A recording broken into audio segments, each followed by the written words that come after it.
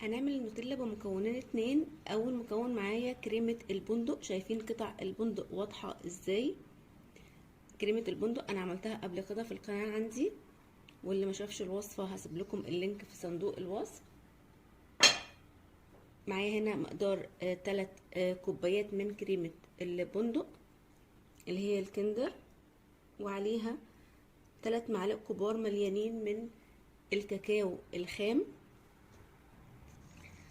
هخلط بقى المكونين مع بعض.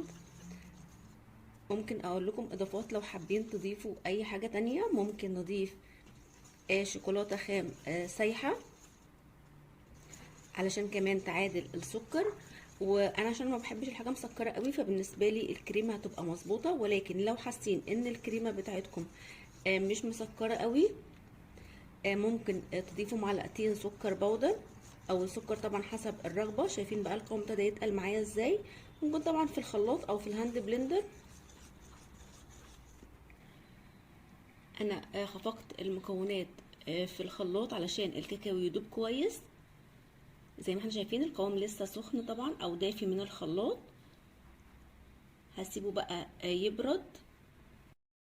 وبكده النوتيلا بتاعتنا بعد ما اتمسكت معانا، شايفين بقى القوام قد ايه جميل جدا وتحفة.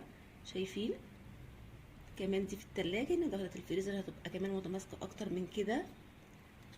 وصفة صحية جدا ومكونات بسيطة. المفروض ان هي بمكونين. لو عندنا كريمة البندق. يا رب وصفة النهاردة تكون عجبتكم، واللي جرب الوصفة وتعجبه ياريت تسيب لي رأيه في كومنت، واللي أول مرة يشوف قناتي يعمل اشتراك، واللي عجب الفيديو يعمل لايك. سلام.